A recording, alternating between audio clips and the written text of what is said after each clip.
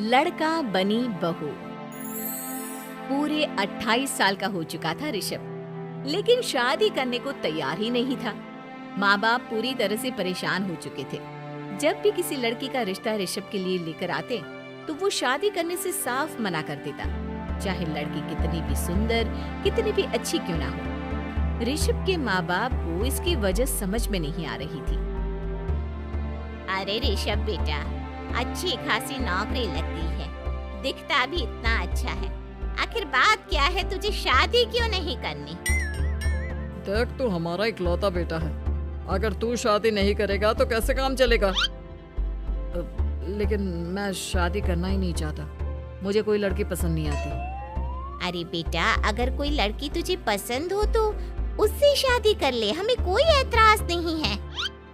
हाँ ऋषभ बेटा, अब देख, तेरी माँ से भी काम नहीं होता। घर में एक बहू आ जाएगी तो कम से कम घर का माहौल भी अच्छा होगा और तेरी माँ को मदद भी मिल जाएगी। लेकिन मम्मी पापा कहाँ ना, मुझे लड़कियाँ पसंद ही नहीं आती। अरे लड़कियाँ पसंद नहीं आती तो क्या लड़का पसंद आता है? वो तो वक्त आने पर ही पता चलेगा। ऋषभ की बात सुनकर उसके माँ और पापा का सर चकरा जाता है। कुछ दिनों के लिए ऋषभ अपने ऑफिस के काम से शहर से बाहर जाता है और जब लौट कर आता है तो सामने का नजारा देखकर उसके माँ पापा बेहोश होते होते रह जाते हैं। अरे ये क्या, ये तुम्हारे साथ कौन है? माँ, ये दीपक है, मेरी पत्नी। हम दोनों ने शादी कर ली है। दीपक तुम्हारी पत्नी कैसे हो सकता है? अरे दीपिका होती तो बात समझ में भी आती, ये तो लड़का है। तो क्या हुआ पापा, आजकल तो ये सब फैशन में है और मैंने आपको बताया था कि मुझे लड़कियां पसंद नहीं आती। अरे तो इसका मतलब ये थोड़ी है कि तुम दीपक को दीपिका बनाकर ले आओगे। मुझे बहू चाहिए, बहू के रूप में, ये आदमी नहीं। लेकिन मम्मी जी, मैं आपकी बेटे से बहुत प्यार करती हूँ, मेरा मतलब करता हूँ। अरे इसको तो करता हूँ करती हूँ का अंतर भी नहीं पता। लेकर जाए इसे वापस। अगर आपने इसे घर से बाहर निकाला पापा तो मैं भी इसी के साथ चला जाऊंगा। मैं ऋषभ के बिना जी नहीं सकती, मेरा मतलब जी नहीं सकता। हमारा जिंदगी भर का साथ है, प्लीज हमें अलग मत कीजिए मम्मी जी, पापा जी। हे भगवान, ये तूने क्या दिन दिखाया? मेरे बेटे को थोड़ी अकल दे दे, लड़के को बहू बनाकर घर में ले आया है। अब क्या होगा? हम दुनिया को क्या मुंह दिखाएंगे? हम बेकार में परेशान हो रहे हैं। दीपक आपके सारे काम करेगी और एक अच्छी बहू की तरह आपके साथ देखना। पहले तो खुद तो क्लियर कर ले कि ये कुछ करेगा या करेगी, बाद में हम सोचते हैं कि हम क्या करें। बहू के आने के बाद क्या करते हैं? मुंह दिखाई की रस्म तो आप भी वही कर लीजिए। आप चाहे तो मैं पूरे मोहल्ले में न्योता दिया दूं। अरे रहने दे, तेरी वजह से बेइज्जती और ज्यादा होगी। मेरा मतलब है आया बड़ा न्योता। अगले दिन सुबह के वक्त दीपक बड़ी नजाकत से चलता हुआ सबके लिए चाय बनाकर सुबह सुबह बालकनी में जाता है। प्रणाम मम्मी जी, प्रणाम पापा जी। ये देखिए, चाय बिल्कुल आपकी पसंद की है। मुझे ऋषभ ने सब कुछ बता दिया था कि आपको क्या क्या पसंद है। हे भगवान, ये सब क्या हो रहा है? ये क्या नौटंकी है? नौटंकी कहाँ है? माँ देखिए तो, मेरा दीपक आपका कितना ख्याल रख रहा है। लाओ, अब जो भी है, जैसे भी है, चाय पिएंगे ही सही।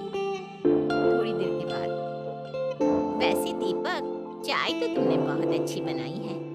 चलो, कुछ तो अच्छा हुआ। अगले दिन आज सुनते हैं, आज पैरों में बड़ा दर्द हो रहा है। लग रहा है घुटनों में फिर से कुछ न कुछ प्रॉब्लम हो रही है। डॉक्टर ने वो दवाई दी थी, उसकी मालिश करो ना अपने घुटनों पर, आराम मिल जाएगा। वो क्या है ना, खुद के हाथों से ठीक से मालिश नहीं हो पाती।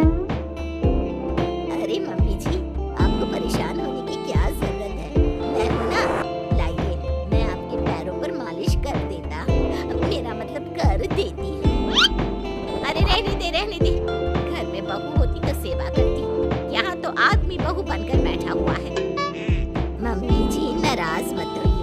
एक बार मुझे मौका तो दीजिए आपकी सेवा करने का। अच्छा ठीक है, ये ले दवाई लगा दे।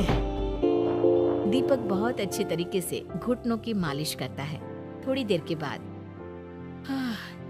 इतना आराम मिल रहा है क्या बताऊं। ऐसा लग रहा है मेरे घुटनों में कभी तकलीफ थी ही नहीं। लगता है तुम्हारी लड़का बनी हुई बहू तुम्हें पसंद आने लगी है। ऐसा कुछ भी नहीं है, वो तो बस इतने अच्छे से मालिश की इसलिए मैंने इसकी तारीफ कर दी। मम्मी जी पापा जी आपस में लड़ाई नहीं करते। अच्छा आप ये बताइए शाम के खाने में क्या खाएंगे? पनीर दाल मखनी पुलाव कुछ भी स्पेशल बता दीजिए। अरे भाई ये सारी चीजें मुझे तो खाने में बहुत ही पसंद है। तुम क्या कोई औरत हो जो पनीर दाल मखनी बनाओगी? हाँ, अरे लड़का हो तो लड़के की तरह बिहेव किया करो ना। भले ही मैं लड़का हूँ तो क्या हुआ, अब तो मैं ऋषभ की पत्नी और आपके घर की बहू हूँ, तो मुझे उसी तरह से रहना पड़ेगा ना। अच्छा ठीक है, जो तुम्हें पसंद है बना लो। आदमी रसोई में खाना बनाते हुए कैसे लगते हैं जरा मैं भी तो देखूं। शाम को दीपक सबके लिए अच्छा सा खाना बनाकर डाइनिंग टेबल पर लगा देता है। ऋषभ ऑफिस से जब लौट कर आता है, सब लोग खाना खाने के लिए बैठ जाते हैं। अरे वाह, क्या गजब का पनीर और दाल मखनी बनाई है। ऐसा जायका तो होटल के खाने में भी नहीं आता। दीपक, कितना अच्छा खाना बनाती हो, मेरा मतलब बनाते हो। तुम्हारी इसी अदा की वजह से तो मुझे तुमसे प्यार हो गया। अरे बहुत हो गया, आदमी होकर आदमी से प्यार करते हो। अरे लेकिन कुछ भी कहो, जरा खाना खा कर तो देखो ऋषभ की माँ, मजा आ जाएगा। हाँ वैसे बात तो आपकी सही है, खाना तो वाकई में लाजवाब है। इतना स्वादिष्ट पनीर तो मैंने अपनी जिंदगी में नहीं खाया। कितना अच्छा होता अगर ये दीपिका होती। और फिर अगली सुबह कुछ ऐसा होता है जिसे देखकर ऋषभ के माँ और पापा ना केवल खुश होते हैं बल्कि हैरानी से उनकी आंखें फटी की फटी रह जाती हैं। उन्होंने जो नजारा अपनी आंखों के सामने देखा उसे देखकर उन्हें अपने आप पर भरोसा नहीं हुआ। सुबह का वक्त था, सब लोग बालकनी में बैठकर सुबह की चाय का इंतजार कर रहे थे। तभी रसोई में से एक बहुत ही खूबसूरत लड़की जिसके लंबे लंबे बाल थे और जिसने साड़ी पहनी हुई थी, हाथ में चाय की ट्रे लेकर वहाँ आती है। अरे ये कौन है? रातों रात हमारा लड़की बहू बन गया क्या? मुझे लगता है कोई सपना देख रहा है। इतनी सुंदर बहू तो हमने सपने में भी नहीं देखी। देखा माँ, जादू हो गया जादू। अरे लेकिन ये है कौन?